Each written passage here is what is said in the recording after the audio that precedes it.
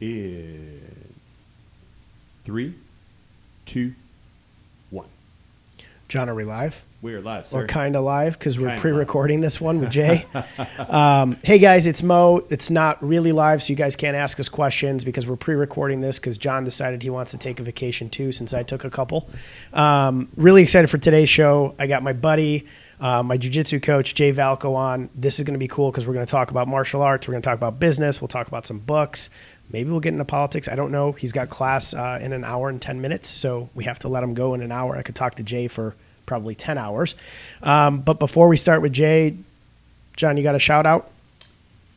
Well, I have sort of a future shout out because when this is on the air, I'm going to be in Ireland with some distant relatives and some good friends and Maggie, of course. So future shout out to everybody in Ireland that I'm spending time with right now. I look forward to being there. And I'm sure that at this point in time, we are enjoying ourselves very much. So, and also again to Father Gerard Geroyd. I don't know if I'm pronouncing that properly for hooking me up with. Don't worry, he's not going to be watching, so he won't know you fucked up his name. So really, that's about it as far as the shout-outs. Awesome. I got one because I couldn't be at the board meeting. It's our last board meeting for the YPN. I was the president of the board. It's going on right now, actually, but I skipped it for WheelHouse. The board's been awesome. It's my third or fourth year now on the board, and this one's been amazing. They raised a ton of money for charity, volunteered a whole lot of time, ran some really cool events. So shout out to the entire board. Sorry I couldn't be there, and yeah, I had a really good time with them. Skipped a board meeting for me. I feel for so you. Flattered. I skipped our last final board meeting where I was the president for you. Oh, Yeah, okay. it was a big one. But I'm excited to have you on, Jay. It's Jay Valko Brazilian Jiu-Jitsu. Obviously, I'm biased, but the best jiu-jitsu school in Chicago. Jay, thanks for coming on. Thanks Actually, for having me. before we get into jiu-jitsu, because you're going to Ireland, I got to ask Jay this because I just bet $300 yesterday on Conor McGregor beating Khabib. Who do you think's going to win? I'm going to look at the odds before I make my pick. If it was even odds, I would go with McGregor, I think. Oh. But I'm kind of far removed from MMA these days. I don't Okay. really watch UFC as much as I used to. I probably will watch this fight. Whatever else McGregor is, he is he can draw a crowd and he can generate interest. So that's good for him. But we'll see what the odds are. Yeah, they're a little bit in favor of Khabib now. I think it's like plus 185, but I think they're probably going to even out when the Irish guys get there and start betting on McGregor. Yeah. When I was there for the Mayweather fight, it was crazy. From the moment I got there to right up to the fight, the odds swayed dramatically because it was just all Irish people standing in line. They started betting on drinking McGregor. and betting. Yeah, they were insane. They were just running around the casinos chanting and then chanting "fuck the Mayweathers," and they would get chants going at the MGM for everybody gambling. They were just running around screaming that. So they're lunatics. It's maybe it's not good for a jiu-jitsu instructor, but I have never watched Khabib fight. Really? I've seen his highlight videos, Yeah. but I just lost my interest for the most part, not completely in MMA a few years ago. But just from the little I saw, and I've seen more of McGregor fight, McGregor's got a very good fight IQ, and I think that he's going to just get some angles and maybe hit a shot when a punch when Khabib's coming in. But we'll see. He doesn't have like a blast double leg like St. Pierre did. He grabs a single or a body lock, which is where I think he's probably going to get hit at some point Right. trying to grab a single, and he's not fast with his shot. Right. That's kind of what I'm thinking. McGregor knows that Khabib's going to, rush in, body, whatever, and he'll tag him, but I am completely willing to be wrong. Yeah. Yeah. I think if I didn't love McGregor so much, I think I'd lean to Khabib to win, but I do think that everybody else he fought before McGregor was definitely not on McGregor's level. yeah. So I think it's It's a little hard with McGregor to know how much is hype versus real. I mean, he's obviously skilled. But when you had a fight with Aldo, for example, that could have been a real proving ground, but it finished so fast it almost proved less the fact that it went that way. So, why'd you lose interest in MMA? I've had to think about this a lot, and it honestly got too violent for me. And I remember specifically the fight that happened. What I don't know is if it's because it was around the time I started having kids, and if that factored in. But when Junior Dos Santos fought Stipe Miocic in one of the most violent Yeah. fights, and then Dos Santos fought Cain Velasquez in another violent fight. I was just like, that took 10 years off his life, those two For sure. fights, and it's just, I don't know. I really felt for the guy, and it was just hard for me to watch, and I don't know. That started the decline. It's interesting because you, and I don't know, John, if you knew this, but Jay was in Stephan Bonner's corner during the famous Stephan wow, versus of Forrest course. Griffin fight. No, not No. when he fought Forrest. The next Okay, fight after. the next fight after Yeah. that. Okay, So when he got the contract, he went and fought Sam Hogar, and I cornered him for that one. that's awesome. Wow. And that first fight was a pretty violent fight. I mean, they weren't like bruisers like Stipe was, but Oh, it was an awesome fight. I mean, yeah, talk about a game changer. But right, the amount of sheer damage, even though they both got pretty beat up, it was nothing compared to that other one. But again, it could be that the sport hasn't changed and I've just changed. I'm a little older. I got a family. You see violence and you think about your kids that happened to them, and I don't know. Would you put your kids into jiu-jitsu, boxing? Is there like a Not boxing. Not boxing. Maybe. I mean, if they want to learn how to box, I'm not going to say no. Yeah. But I'm not going to want them Encourage it. sparring too much. Even football, no. My kids are going to be big. They're both 99th Yeah. percentile. Football's, if they're into it, that's one thing. We'll have to figure that out. But I'm not going to push them toward that. But of course, jiu-jitsu's fine. Wrestling's fine. But wherever they're interested is going to be Yeah. set the tone. Now, my mom didn't let me play football. When I was in high school, I had the world bench press record, and I was really fast. So my gym teachers who were football coaches were like, what the fuck? Why are you not playing football? My mom's like, you're not playing football. What's the world bench for high school at your size? Or So whatever? I was 130 pounds. I was 15. And so the way benching and powerlifting works is you don't touch and go. You have to hold on your chest until Okay. somebody says press or a buzzer goes off and you press. And I benched 275 at that point. But Okay. I was 130 pounds at 15, able to just a normal bench, do 300 or 305. Okay. And then the most I ever did, I was about 165 and I did 375. But at that point, once you get into the 160, 170 weight ranges, those guys' world records are like 450 Right, pounds. right. It's crazy. Yeah, being 130 is a big difference. Yeah, 130 and 15. So I was. I Well, was congrats. little. That's a Thank good you. accomplishment. If It my got kids broken get into eventually. weightlifting, that's fine. That's great. I wish I hadn't because my joints, my wrists are bad. I tore my pec. So I always I'm sure your hands hurt from jujitsu, but my Yeah. hands just hurt from, I think, powerlifting when I was a kid. Okay. Bad knees. I think if you're going to be involved in sports, you're going to be hurt. Yeah. I think it's depending on the sport. Football is different, boxing is different, MMA is different. But for most sports, it's worth the trade-off for the healthy lifestyle, right? Yeah. But injuries is, of course, part of it. I mean, if you pick up a basketball pickup game, people come in, they call me, they're like, oh, I got to take 2 months off jiu-jitsu. I sprained my ankle or broke my finger playing basketball. Yeah. Yeah, my buddy, Sean Sultani, I think he got elbowed in the eye playing a pickup game just at the Lifetime, and he was messed up. His Yeah. face was pretty badly messed up. Yeah, and as you get older, every sport takes a bigger toll. Yeah.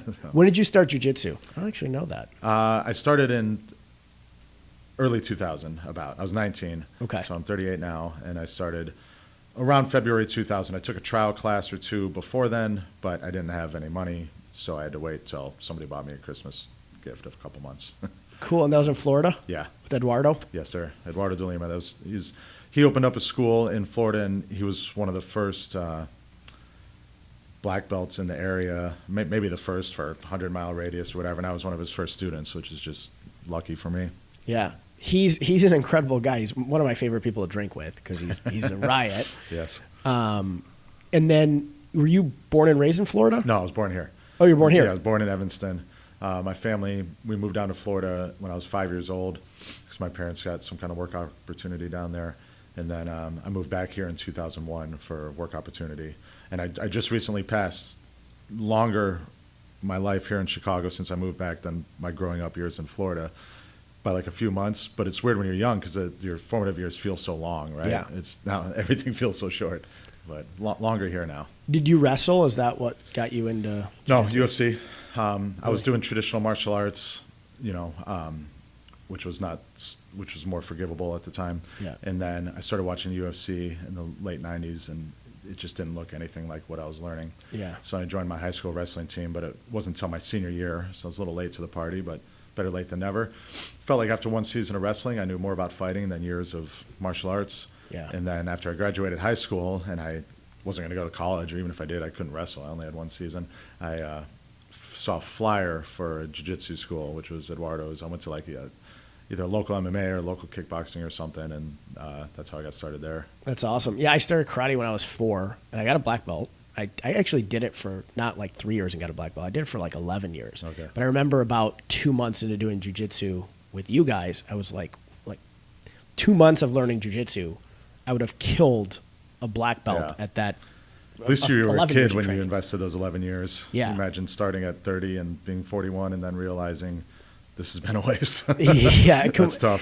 For me, I feel like the discipline side of it and probably the personal fitness side of it was definitely worthwhile. But yeah, if it came to an actual physical altercation, Yeah. that No, to be fair, it is totally worthwhile in that sense. I think I'm good at jiu-jitsu. I have a natural, maybe it's not natural, maybe it's from martial arts, flexibility and a natural calmness that I think is good for jiu-jitsu that I picked up partially through traditional martial arts, or it's kind of hard to reverse engineer those things. But, yeah. but there are some benefits. Did you love it straight from go? Jiu-jitsu? Yeah. Pretty much. Yeah. I've been training 18 years. I never thought about quitting. It- It's still fun to me, but I do it more than I would like to because it's Yeah. my job now, right? And that's the Right. way jobs are. But it's, yeah, I would never think about leaving. Because Lawrence always tells me about how when you were a blue belt, like you were competing at a crazy level and you were like the best blue belt he's ever known. So, and I always feel like blue belts where, and I'm going to shit on myself for a second, where people either go one direction or the other. Yeah, and most he was people just, don't make it past blue belt. Yeah. For sure. I'm going to make it past blue belt. For blue belt is the second belt, if anyone is not familiar with jiu-jitsu. It's white, blue, purple, brown, black. Getting a blue belt's not easy, but getting a purple belt is very hard. Right. So most people give up a blue belt, but I've had to think about this. It's not just the difficulty. That is part of it. But most people start jiu-jitsu when they're also starting their career and starting a family and things Yeah. like that, and life gets in the way too. So That's really what happened to me. And I talk to Lawrence about this all the time. I'm like, I will eventually get my black belt. I just got to a point where I think right when I started, I still hadn't opened the second the real estate office. I was just a realtor. And then I started dating Jamie, and then literally within a couple months, I'd opened the real estate office up in Northbrook with my last business partner. And it was like, I got my blue belt, and it was in winter, I think I got it. In January, we opened that office. And then I just got stupid busy, and I was Yeah. so sporadic. And now I think I've gotten to a point with my business where I can time block.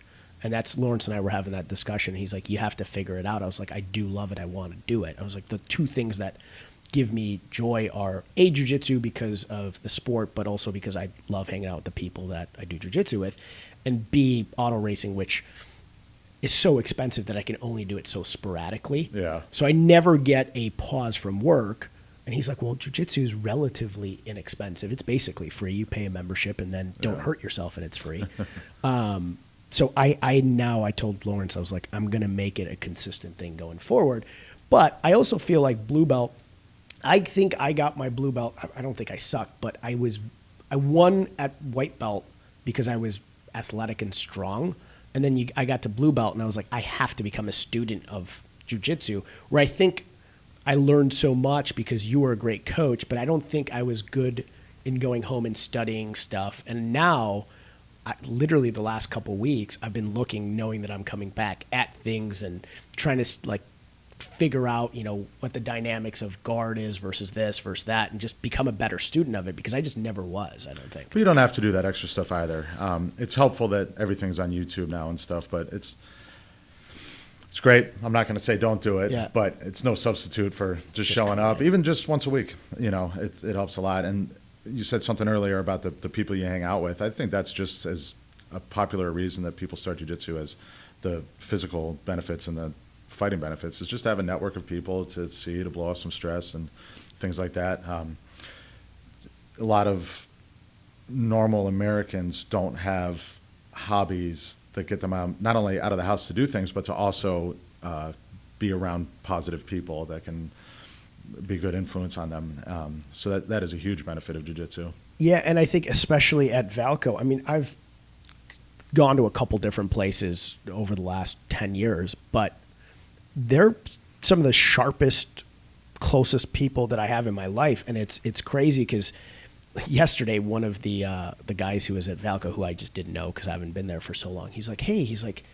I recognize you. He's like, I've seen you in everybody's pictures, Matt's pictures, Ryan's pictures. I was like, You're yeah, the guy these at are all the weddings. Yeah, I'm at all the weddings. And I'm like, yeah, these are the guys I spend a lot of my time with outside of work.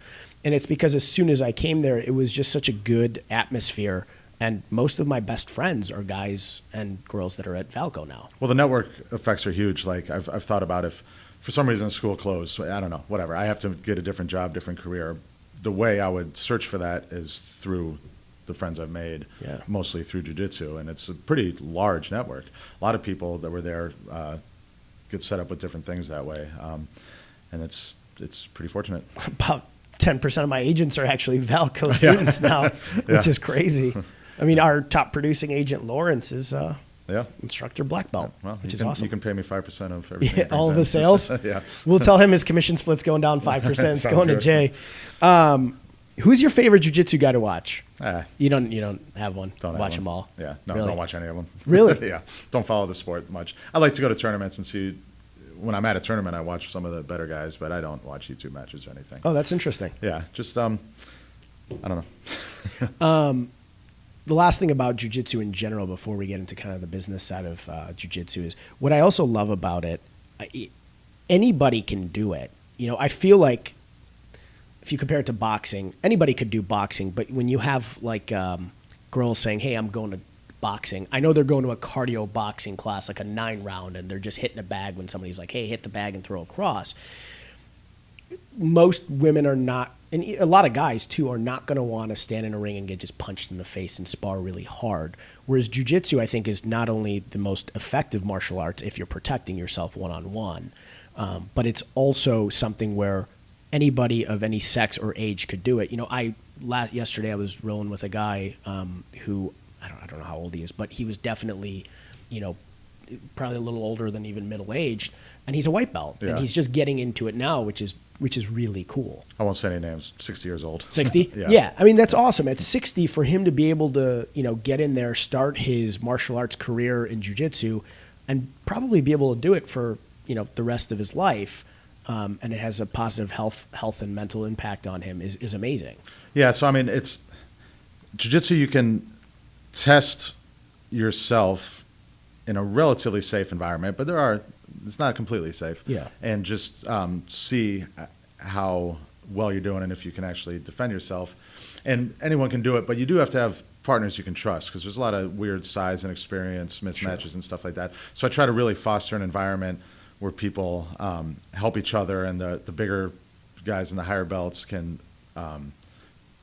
modify their intensity to help other people, and works out most of the time. Sometimes, especially with newer people, I might have to jump in and be like, you guys got to go with some higher belts or chill or something. Yeah. But yeah, anyone can go there and go like for real and see how it goes. Yeah, I've never been injured in class. I always get, if I hurt myself, it might be in a tournament, but I've never hurt myself or felt like I've been injured in class. Because most people, again, if they can kill me, they're not going to kill me in a way that they're going to hurt me. Most injuries are bumps and bruises and accumulated things. Like my fingers from holding the gi after 18 years. Your fingers hurt, are pretty right. crazy looking. I've never broken a finger. I've never injured it in that way, but there's a lot of mileage on it. So that's like an example of the kind of, but like I said, if you're doing sports, that's the way it goes. It's like jiu-jitsu hands. Yeah. Who's that guy who's got this crazy looking hands? I forget his name. Lawrence went to his seminar, but his hands are like freaking insane. There's a lot of them. Yeah. It was really bad. Yeah, that's what I love about jiu-jitsu. Almost anybody can do it. There's girls who are doing it and doing it really competitively, and it's a great, like we said, mental and physical activity to be able to do throughout your entire life. Yeah. And when you're competing, even the older divisions have people to compete against. I feel like, you know, if you're trying to box and be competitive at 60, you might not have anybody you can really At the bigger test yourself. tournaments, they have people. Yeah. Not always in the local ones, but they have theoretically every 5 years after 30, there's a new division. Yeah. That might cap off somewhere over 50 or something. I'm not sure, but yeah, it's not too late to start if you're 30, 40, 50, whatever. And your dad's a black belt. When did he start? My dad started, I started 2000. He started about 2001. So he's 65 now, so he's about, I think, 49 when he started. Wow. And he's a black belt, yeah. And he's in town right now, so he came to the gym and we rolled together, which is a cool father-son thing to do. Yeah. Hope at least one of my kids gets into jiu-jitsu and everything like that. good bonding, and it's fun, and it's just kind of cool. People Yeah. at the gym think it's real cool, and I'm proud of them. Yeah, that's awesome. I mean, again, starting at almost 50 years old and getting a black belt is quite an achievement. Yeah. And that father-son thing's cool. My best memories of my dad, he got me into racing cars, was when I would just go with him to the track and do that father-son racing thing. And I always said, if I have boys, like one of them, I'm going to figure out a way to get one of them to like cars enough that I can have that same relationship with Do him. girls not race? They do. They're just less likely to love cars. And I always said, if I have two girls, one or the other is going to get into a go-kart at some point, Yeah. or I'll try to. Yeah. It's actually a better. There's no money in auto racing in the U.S. Even like if you think of NASCAR, which is kind of the big name in racing, the top 10 guys get paid. Everybody else is paying to drive. That sucks. It sucks. Girls, especially now with social media, and this is not a knock on girls, some of the girl race car drivers are very, very good. But even if they're not that good, but they're okay because they're marketable as girl race car drivers, Right. they actually get paid to drive. So if you're a female and you're decent at auto racing, you have a lot of opportunities that some of the guys just don't Yeah. get. But it's something like less than 1% of the active population or something. Yeah, oh yeah. Yeah. And it's whether you're good or not, you have to spend a lot of money as a kid to be able to get to the point that somebody even gives a shit about you. Yeah. So there could be a guy in Brazil who's the best driver in the world and he'll never get a shot Right. because he can't pay for it. Yeah. Which is the shitty part of that sport. Whereas I feel like all other sports, like jiu-jitsu, if you just show up at competitions, and yeah, there is some money involved with having to travel or having to buy the equipment or sign up, but if you can get somebody to pay for that, even just a small amount, and you show up and you do really well, you'll eventually get noticed. In auto racing, it's just not there. Yeah, I mean, with jiu-jitsu, most schools, you have a monthly membership, and that's the way you pay for it. It's not expensive compared to auto racing, but No. it's more expensive. Yeah, like you can't do like a pickup game like you could in basketball that's free. Sure. So it does cost money. Plus, you're paying for the instructor who has, like, I'm earning the 18 years of knowledge I have through other people's tuition, right? So you're basically paying for that plus the environment and everything. That my rent is expensive, my mats are expensive, things like that. So Yeah. not cheap, but it depends what you can compare it to. Yeah, all things are relative. I think for what you're getting, especially at our gym where you have so many different classes, you have judo, you have jiu-jitsu, you can do boxing, there's so many wrestling, there's so many different things you can do.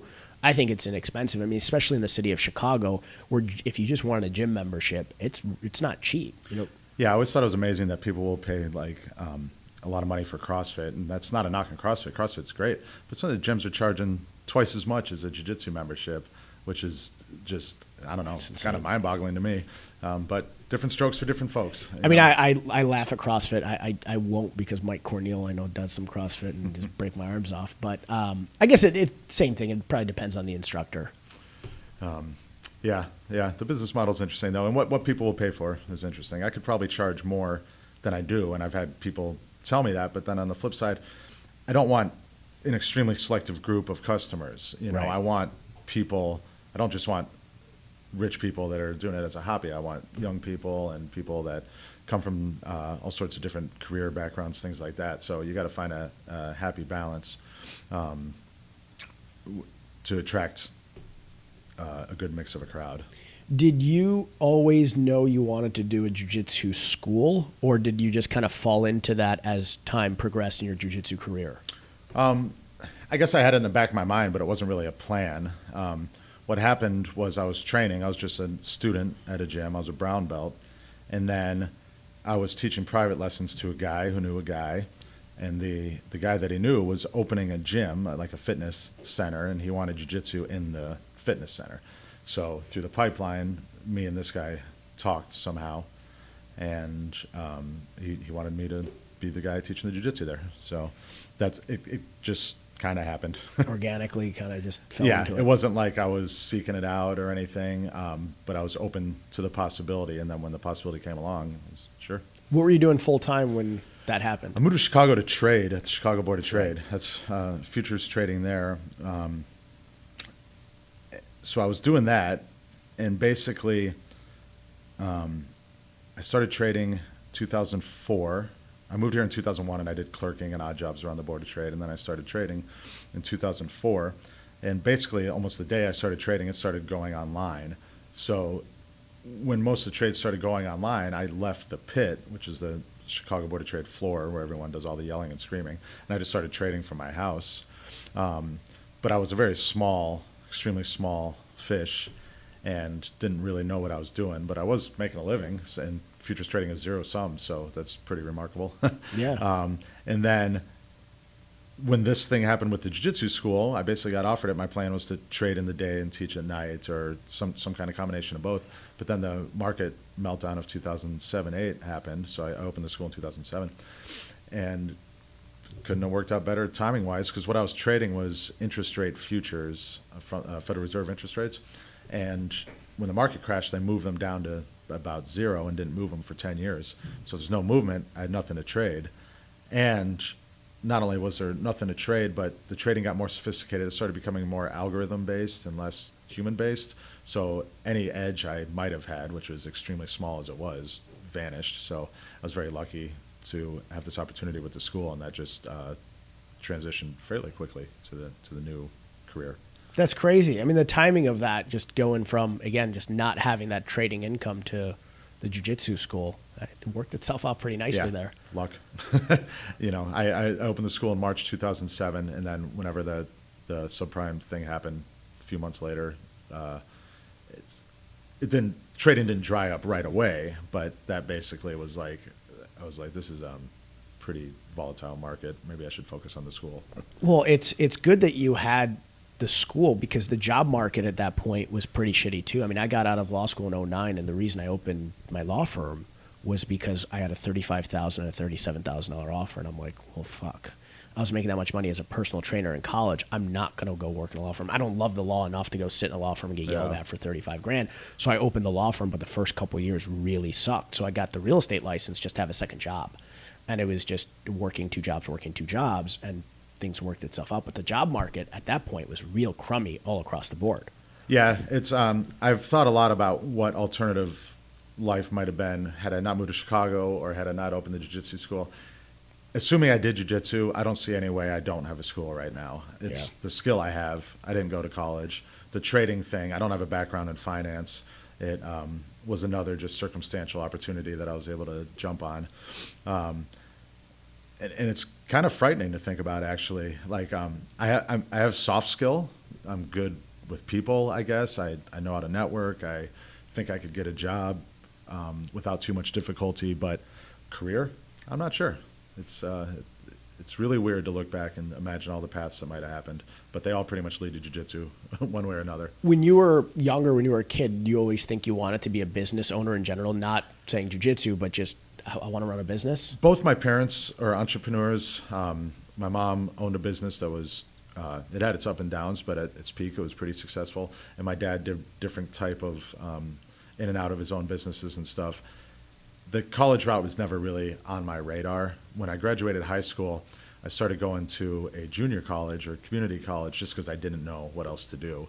But it was basically, grade 13. It was half the kids I went to high school with, and I was doing all the same math, history. I wasn't into it at all. And then what happened was my mom died. My mom got cancer and died when she was 48. And my mom's brother was a trader here in Chicago. And he was like, if you want to move to Chicago, I can teach you how to trade. Like, yeah, let's go. Deal. So I came up, and then because of things that happened in his life, he couldn't teach me how to trade or get me a job that he was thinking about getting me. So I had to find a different job at the board, which was paying like Nothing. very low. Yeah. I was, on an hour thing, and the pit that I was working in, the grain room, was, the hours were, if I remember correctly, 9:30 a.m. to 1:15 p.m. So a few hours, and you're getting an hourly pay. So I was really slumming it, but I didn't mind. I met some people, and I was just getting used to living in the big city and whatever. And then eventually my uncle introduced me to some guys in the bond room, and I started trade checking for them. And that's kind of when I started immersing myself a little more into it. But by the time I started trading, I didn't know anything about finance, economics, anything like that. I got into that stuff years later. Well, it's crazy because you're saying you didn't go to college, but I equate you and Lawrence as my two most well-read friends who constantly are reading and learning things through books. And it proves my point that I tell a lot of people, because people will talk about college, graduate school and stuff, and I'll say it works for some people, but it's not necessary to end up becoming successful, because especially in today's world, I know you use Audible, I use Audible now too. The access to information is so easy and available that you can learn so much more, as long as you're the type of person that wants to do that. A lot of people won't take the time and the effort to actually gain that information through, books and reading. But I'm constantly startled at how uninterested people are in expanding their horizons and learning new things. It's kind of discouraging.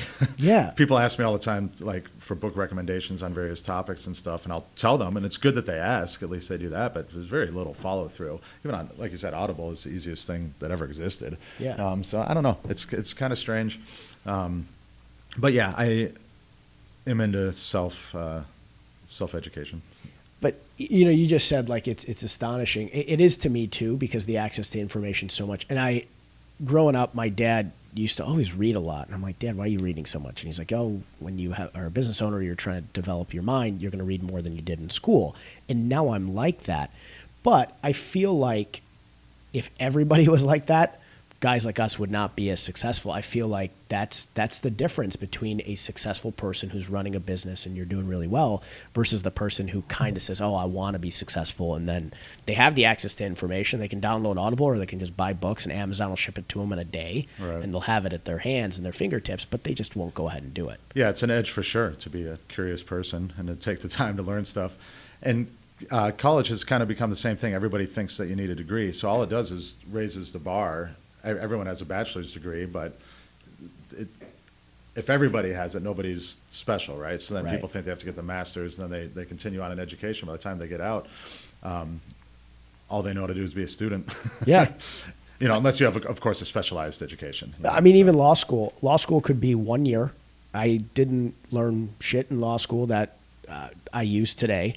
I got out of law school. I had zero idea what to do. And I opened my law firm, so I didn't have a firm to go into for somebody to teach me. So I used to go into court the day before my hearing, because the way court is, so if we have a 3 o'clock call today, he probably has the same 3 o'clock call the day before. And I literally would go sit there at 3 o'clock and watch everything the other attorneys were doing and listen to the judge.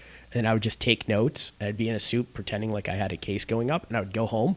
And I'd be like, okay, that's what the attorneys did. And I'd research the cases and then just go back and do it the next day. And my early clients probably had no freaking idea. I'm literally, I might want to edit this part out. Yeah, I wouldn't charge them for that part, but I self-taught myself how to litigate, because law school didn't teach me that. I mean, it was $150,000 exercise in trying to have you brief cases that really don't even matter anymore. And it's crazy. Law school could be a year, and all the classes could be condensed. I bought on Audible a couple great courses I haven't listened to yet about law. Yeah, because I'm not very well versed in law. It's an area of weakness, so I got 2 or 3 courses on it. Then maybe I'll have more to contribute to that conversation. Yeah, it's I mean, like, who gives a shit about property law from like the early 1900s? It's not effective. I kind of do. Yeah, I mean, like, out of curiosity, but yeah, it's not helpful in today's, It's not practical for practicing as an attorney. Some of it's interesting. Watching, you probably will appreciate the history and the evolution of some of these rights from even the 1800s all the way through today, and how some of it's still common law sticks around. But for me to practice as a attorney in today's world, all that stuff was totally useless for me. I mean, maybe it got me to think. I have a minor in history, so it intrigues me on that level. Yeah. Like just knowing how the evolution of law happened. But other than that, it wasn't practical at all. Interesting. We got to do this mortgage minute. This is new to us. So, John, let me know when Matt Rosen's mortgage minute is coming up. Hi, Matt Rosen, the Neighborhood Loans here to share with you today's Mortgage Minute. In preparing for the mortgage application process, there are a couple of important do's and don'ts to keep in mind. First, the do's. Start to gather and make copies of all your financials. Second, sit with a mortgage professional. Go over the numbers and, of course, make sure you know your comfort level. Now, the don'ts. Don't be concerned about being upfront with any past financial blemishes. There's nothing we haven't seen already or can game plan for. Second, don't make any major purchases or credit inquiries right before your search or during it. For more information or to get the process started, please feel free to contact me using the information on the screen. I'm Matt Rosen, and that's today's Mortgage Minute. Big thank you to Matt Rosen again. For those of you guys who just watched that, he again is our first sponsor to WheelHouse. If you guys want to sponsor us, we have a studio and some airtime to pay for, so we'd love to take on sponsors. Thank you, Matt. He is, like I said on the last show, my favorite mortgage guy that I use all the time. My clients have had incredible luck with Matt. He's never failed to close a loan that he said he would close. So give our good buddy Matt Rosen a call if you have any mortgage needs. Now back to Jay. See, that was better than yesterday's intro, outro to Matt Rosen's. Matt gave us a thumbs up on comments yesterday, Nice. and I know he liked the Mortgage Minute. But Yeah. my polished entrance and exit of his Mortgage Minute are We're getting just better. getting into this part of the whole thing, so we're Yep. all right. Last year I texted Mo and I was like, Mo, how can I possibly find out what kind of house I can afford?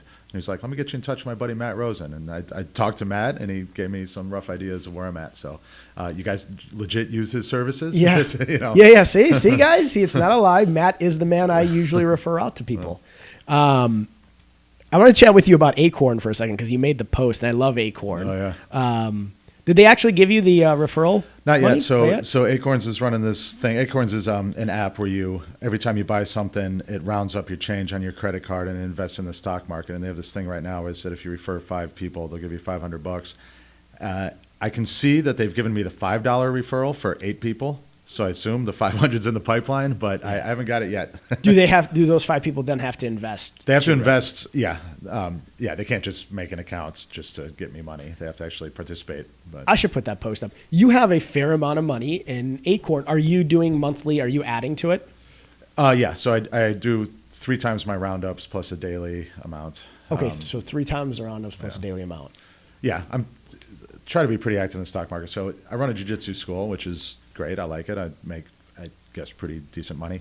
But I don't know how big a jiu-jitsu school can get, at least with one location. I've never trained at a school that's huge. You know what I'm saying? So Right. if I'm going to keep the career that I have now and genuinely be a quote-unquote rich person, it's going to have to be through investments. So I try to be pretty aggressive investing. Okay, so you are not that conservative. You're a pretty aggressive investor. Well, Or you at least spend a lot of your by aggressive, money, I put a lot of money into away. it. Yeah, Smart. I have several different accounts. One of my accounts, like the average person like you and I is supposed to go into funds. We're just supposed to put a Right. certain amount into the fund and let it go, which is what I do with most of the money. But I do individual stock picking mostly as an exercise, a self-improvement exercise. To Yeah. See, can I do this? And last year was good. I beat the S&P last year. This year I'm lagging it. So, but whatever. It's fun. The average millionaire has 7 sources of income. Okay. I've read that in a couple different places. And, what I love about the jiu-jitsu business model is it's the subscription model in a sense. And I think, I've seen that JPEG go around a lot where, how do you get to $1 million? Sell a $1 product 1,000,000 times, get a subscription that's, $100, 1,000 times a month, whatever it may be. But you're right, how do you leverage it to get a bigger school or multiple locations? I know at times, I think you had tried a different location and now it's back to one. I'm always thinking about different locations. It's always possible, but there's a lot of complications with it. Yeah. And then with one school, I mean, we're doing pretty well. Yeah. a lot of But we're at a students.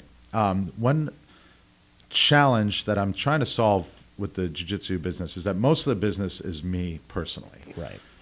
And it's hard for me personally to have the personal relationships with everybody that they want or that I want. So have you ever heard of Dunbar's number? The idea behind Dunbar's number is that we evolved to be able to be quote unquote intimate with like 150 people or so. And that's about where my school's at, 150, 160, whatever. And I'm reaching a point where it's hard for me. I'll ask someone like, hey, what do you do for a living? And then they'll start telling me, I already asked this person, damn it, Yeah. And it's hard for me to remember all the details about everybody, which makes me wonder, is that a limiting factor in growth? because if we had 300, I'm not Right. going to know who a lot of them are. So I've tried to think of ways around that, and it's a work in progress. I'm in the same exact boat with real estate because we built our office a little bit on it's the small office family feel and the charm. Now we're at 70, and everybody wants access to me for coaching and training, and I can only be in so many places at a certain time, and I can only coach so many people intimately. And we do a lot of one-on-one coaching, but it's difficult for me to go from 70 to 100 because I can only do so much. I have the same issue now is, do you bring somebody else in to help coach? Do you break up the coaching? I'm having the same exact, and I don't have the right answer. Yeah, it's an at all. interesting problem to solve. I have a few different ideas in mind. And I guess one day maybe I'll come back and tell you how they worked out, but I haven't implemented any of them yet. Yeah, I haven't either. I'll tell you mine too, maybe off air.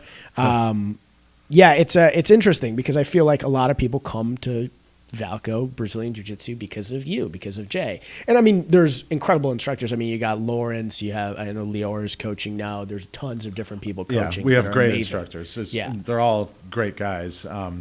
But I do the belt promotions. That's part of it. And for better or worse, the school is my name. Yeah. And sometimes I regret that because then I'm so intimately tied up with it that I'm like, geez, it's going to be very hard for me to outsource some of this teaching duty. But I did read an article that says that companies with the name actually outperform. Really? Some article in The Economist a while back. So. Well, I don't know. Dotco Law Group Yeah. versus Main Street Real Estate Group. We might have to change the name. One of my students said something to me a while back that I already knew this, but the way he verbalized it was very simple and very true. He said, people just want to know their instructor gives a shit about them. Yeah. And it's so true. And I try to let everyone know that I do care about them. And but the bigger we get, the harder that gets. Yeah. Well, I think that most people know you're a personable guy, and you do have a personal connection with everybody that I've seen in this school. And I think that might be part of the growth challenge is everybody loves coming there because of you. But I think there probably is a solution to growth because you being the type of guy you are and wanting to evolve are going to keep wanting to grow the school. And it's grown so much. I remember at Hi-Fi when we were outside of the room we're in now, getting strangled while cute girls are walking by, like right near the mat. There'd be 5 or 6 or 7 guys there on some nights. And then I went to fundamentals last night and there was like 30 people there. It's incredible. And that's the class before the main class. Yeah, we're 11 years in, and every year is bigger than the last. I can keep track of the finances and compare it year over year, and every year is up. So hopefully that trend will continue. Which is awesome. Yeah. I mean, being able to grow every single year as a business is, the key to success. So investing in the market rather aggressively, you got the jiu-jitsu school. Is there anything you want to invest in that you haven't yet? Oh, well, of course. I mean, in a perfect world, I would have some real estate as well. Yeah. But that's the cost of getting started is very high. And so that's a barrier. But yeah, I would I have a few ideas. I would like to own rental properties or have a mixed-use building with maybe a little dojo downstairs. That'd be cool. That would be really cool. So I have a lot of ideas like Just that. don't live in the same building so people don't come upstairs and knock. Yeah, totally. I left my gi here. Yeah. But yeah, of course, I would like real estate and as much passive income as you can generate. Right. That's the key. Have you ever thought of doing kind of instructional? I know you do a lot of like YouTube videos and you do the clips. Have you ever thought of doing something like that too? No. No. I've thought of Yeah. it, but I'm not going to do it. I'm not even good at updating the YouTube, and there's it's too saturated. Yeah. There's too many people putting out content, and there's a lot of great content. So, nah. It almost forces you, and I'm just thinking out loud here, it almost forces you to deviate so much of your attention to, or divert so much of your attention to just doing that, because content has to be consistent, and you have to put so much of it out that I think it does take a lot of time. Yeah, and I'm in my mind, every Friday I just post a little thing to Instagram, and I got the instructional of what we covered in the week, but it doesn't even happen every week. Part of the problem is I'm always taking pictures of my kids, and my phone is out of storage. Well, yeah, I mean, and things like, it's crazy. I'm sure priority, I taught, like, my business partner's got 2 kids now. You know, and he works really hard, but I'm sure priorities of your time, your free time have changed quite dramatically now that you have kids. Yeah. You're going to spend for time sure. with them. Yeah. I feel busier than I ever have in my entire life, but no more productive. It's kind of a strange feeling. Yeah. But probably enjoying your time away from work quite a bit more because, Well, the yeah, little guys. being a father is the best thing, and it sounds cliche to say that, but it's I feel very content and lucky and appreciative that worked out for me. Yeah, and Kate's amazing. So Yeah, you're lucky thanks. to have you're lucky to have Kate. She's literally every time I go to one of these weddings, because I had not been going to jiu-jitsu, so I wasn't seeing you. So it was always great seeing you. And then I hadn't seen Kate in so long, and I'm always like, I get to see Kate. Oh, Like, good. I'll tell her. She's awesome.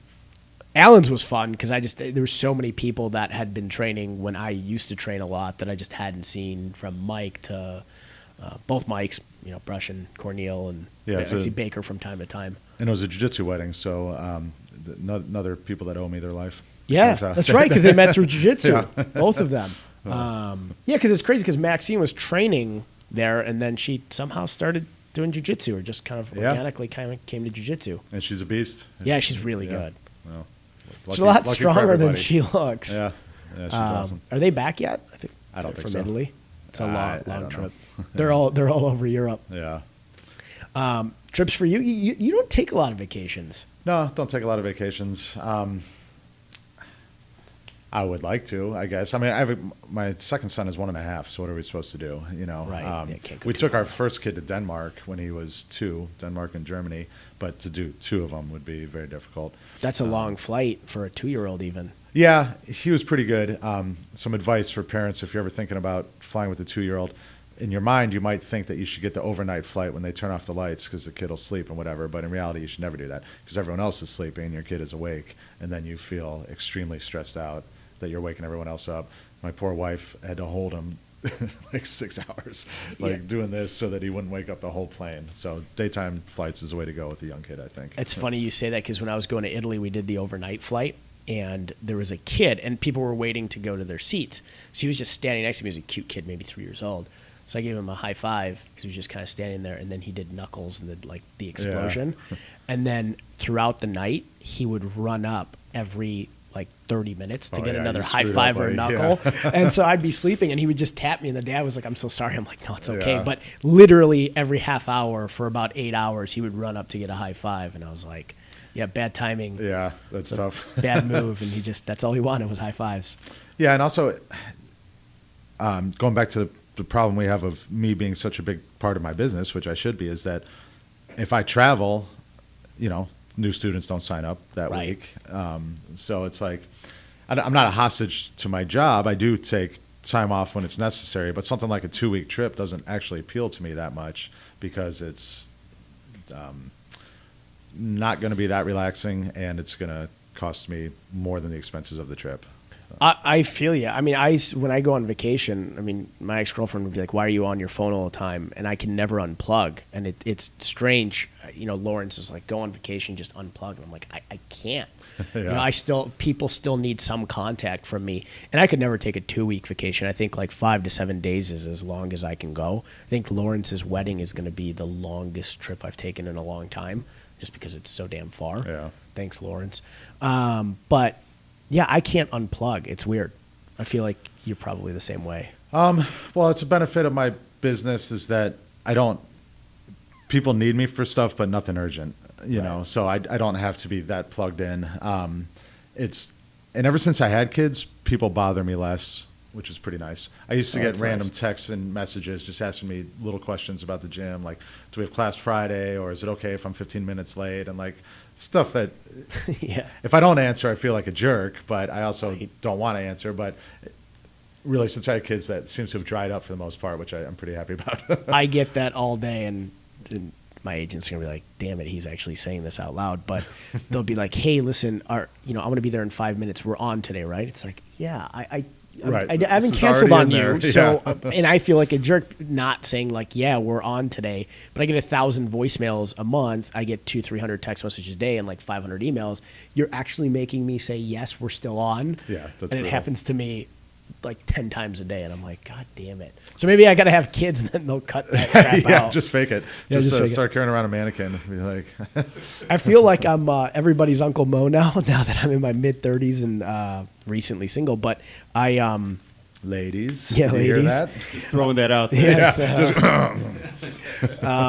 but I was with a buddy of mine who's got kids, and they're like, we all have kids now, and you're the one like Uncle Mo that doesn't have a kid. I was like, that sounds awful. I'm like that weird guy. You're not the only one. You got to get back to jiu-jitsu. Yeah, I do. There's I do. Plenty. Yeah, I got good Matt Hill. And, Yeah, let's start name dropping them. Yeah, name dropping them. guys.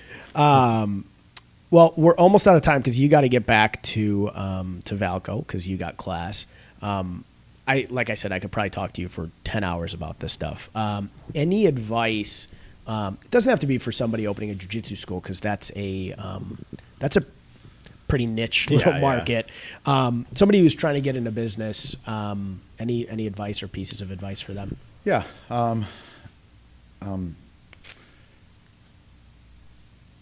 Develop a skill that people want to pay you for, or develop an attitude, or whatever it is. There's a concept in economics called human capital, which is skills, attitude, work ethic, things like that. And a nice way to measure it, if you were dropped in the middle of some city you've never been to before and didn't know anyone, would you add to that city, or would you be a burden on the city? Develop yourself to where you know you would add to that city. And then capitalize on opportunities. At least for me, that's been huge. The way I got to Chicago, the way I got my school was recognizing opportunity and not being scared to take it. But opportunity, it's not like you just sit and opportunity comes. You have to be the kind of person that other people want to present with opportunity. And if you are that kind of person, and I don't necessarily mean on paper. I don't mean the degrees and all that stuff, but the trustworthiness, communication skills, just a kind of person that people want to do business with, opportunity will increase quite a bit, and don't sit on it when it comes. I love that. I mean, it's the that we get a lot of advice that's similar. I had never heard the dropping somebody into the middle of a city. That's a very good point. I never thought of that. But you're hitting on a lot of people say, oh, this person was in the right place at the right time. And I always say you have to be the right person in the right place at the right time. And I've read that before. And I think people miss that. A lot of people chalk up other people's success to luck. And I'm like, you got to be the right person and have that opportunity there. And then when that meets, then good things happen. Right. It's a mixed bag. You do have to appreciate luck, because luck is real, there. or whatever you want to call it. Like, Yeah. I'm able-bodied. Couldn't do jiu-jitsu if I wasn't able-bodied. Right. My life would have taken a different course, though, so who knows what I would be doing. I was unlucky that my mom died young, but I was lucky that her brother at that point in time felt that he could help me out given that circumstance.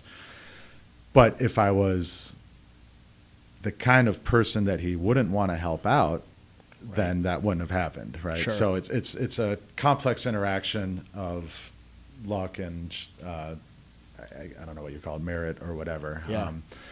But the big key that I really want to emphasize is to see it, because I know a lot of people personally that have been given opportunity and were too nervous or unconfident or whatever to take it, and it like kind of hurts to see. And I've missed some opportunities too, but I think I've been pretty good on capitalizing. Yeah, I love that. And I would hate myself if I didn't ask you this, because you and again Lawrence are my best read friends. On the business side of things, because I know you have tons of books that you would recommend. If business type, self-growth type books that you recommend, one or two. Yeah, I can go on for a long time. Yeah, you do a whole show on books. Yeah. So, Anti-Fragile by Nassim Taleb, that's really good. It's written in an annoying style, so it's not really good in that sense, but it gives you a lens to look at the world, and that is, you have to examine how fragile you are. And I don't mean fragile like your feelings get hurt. I mean fragile like if there's a sudden change in the economy, or if something else happens, are you going to be broken by it? You know, and you have to think about things that fragilize you. Like debt makes you more fragile because things can happen. The economy can tank, war can happen, whatever. Lying makes you more fragile because you can be exposed at any time. When you start thinking in these terms and you strive to be, the book is anti-fragile, which means you get stronger with disruptions, which is pretty hard to do, but at least be robust in your standing in life. And if you can become stronger from disruptions, that's great. But that book can help you think about that. So that's one recommendation. And then I think underrated, a lot of people talk about business, but they don't know much about personal finance. And there's a lot of people that make a hell of a lot of money that don't have any money. Yeah. You know, so I would just brush up on personal finance, or for somebody, you know, like I know I have students that are interested in having a jiu-jitsu school one day, for example, but if you can't manage some of the basics, that's much harder. So one book that changed my life is Total Money Makeover by Dave Ramsey. Very basic finance book, probably my number one most recommended book, because I didn't know how to manage my own money. I had credit card debt. I was just your standard person in that sense. Read that book, followed the rules, and it's been very well. Awesome. Are either one of them okay on Audible? Because Yeah, Audible both. for me is strange. If the voice is annoying as hell, I'll have to get the actual book. I recommended Dave Ramsey to a friend of mine, and she was like, I hate the way he talks, because he reads his own book. But I don't care about stuff like that. You'll make it through. Yeah, whatever. So those are two of many recommendations I have. If you give me genres, I can recommend more. Actually, a good show would be you and Lawrence on here doing a book show. Yeah. That would be a good one because both of them have read so many books, and you guys have. We could segment it into different types, like motivation books, you know, fiction, nonfiction, and I'm down. political books. That would be a good one. I'd have to read more and get ready for that one because you guys blow me out of the water Yeah. on reading. Oh, it's easy with Audible. Put it Yeah. on twice the speed and blast through it in a couple days. Yeah. Do you do that on twice the speed?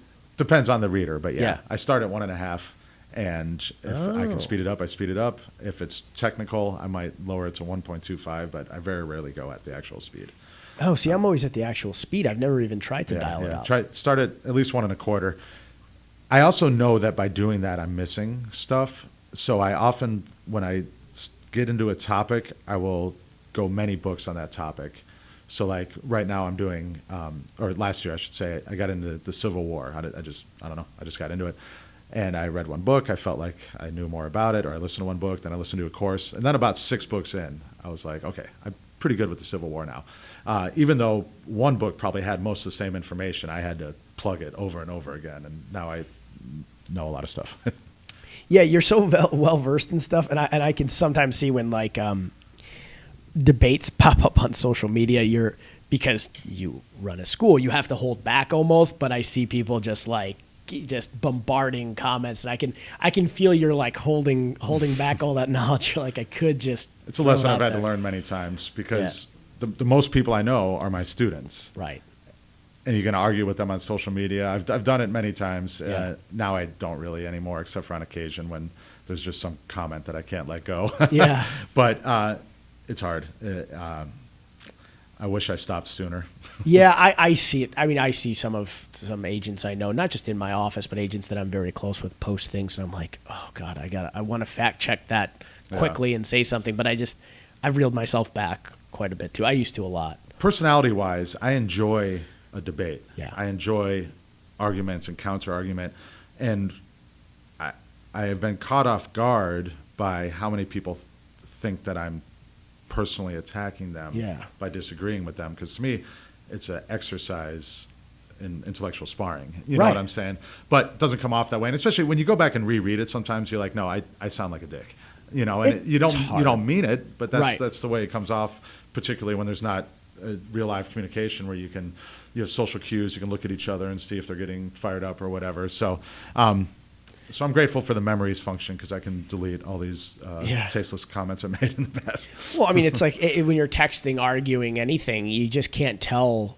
the person's demeanor, and it's the same thing on social media. But you would have probably been a good attorney then. You would have enjoyed litigation to a certain extent, I think. Yeah, maybe. I think had I known what I know now, and I actually tried to go the college route, I probably would have been into economics because I like systemic thinking. I like Yeah. thinking in systems.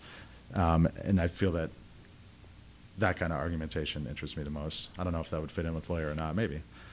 Yeah. I 'Cause mean, I thought I liked I don't it. like arguing just to win. Right. That's where lawyers like to actually win the argument. I like to just. Well, winning for us is more like, hey, you're getting paid now, Right. in some Yeah, yeah. capacity. So it's more we just don't want to. In my situation, it's not contingency fee based when I was litigating. So winning didn't necessarily get my pay because I was paid already. But if I lost, then that client would probably not refer me out anymore. Yeah, it's on your record. Yeah. Yeah. And I when I first started, I said, okay, that's what I want to do because I loved a good old fashioned debate or an argument. I wanted to litigate. And I think as time went on, I was like, I just don't like dealing with attorneys. They're miserable assholes for the most part. Yeah. And it's not my personality. So that's where I deviated away from law so much. I mean, the law firm's doing well, but we're more transactional based now. I also don't like reading contracts. They suck. They're So, terrible. I don't think I'd have been a good lawyer. Yeah, it's watching paint dry. I mean, all the litigation's like that, but it's you're 10 minutes from class, so I don't want to Okay. keep you. Thanks so much for coming on. Thanks for having me. I'm excited we were able to fit you in because I know Wednesdays were a bad time for you, and Yeah. and when we knew this was going to work out because John was gone and you had the free time, I was like, we're doing it. Sorry to the YPN board, but I had to chat with Jay. Yeah. Let me know what kind of feedback you get. I'd be happy to come back sometime. Yeah, we'd love to have you on. I think a show with you and Lawrence, because Lawrence has been chomping at the bits to come back on, would be a cool show to have you two guys on. You got to somehow make us argue about something. I think there's some. Yeah, Lawrence doesn't topics- like to argue though. so. No, he doesn't. He doesn't. And actually, it's funny you said that because even it was yesterday or a couple days ago when we were getting in the McGregor-Khabib debate, he made his comment and he's like, "I'm just being grumpy. Disregard everything I Yeah, said." yeah. And he Then I'll was finish did with, want "Love to you guys." Yeah, love you Something guys. like that, yeah. That's why he's the most lovable guy in the gym. But thanks so much, Jay. John, you got anything before we gotta go? No, we'll see you back here live in 2 weeks. Have fun on your trip, buddy. Thank you very much. I'll try Drink a very ton of hard. beer. We will maybe do a live stream. Oh, from there. Ireland? Yeah.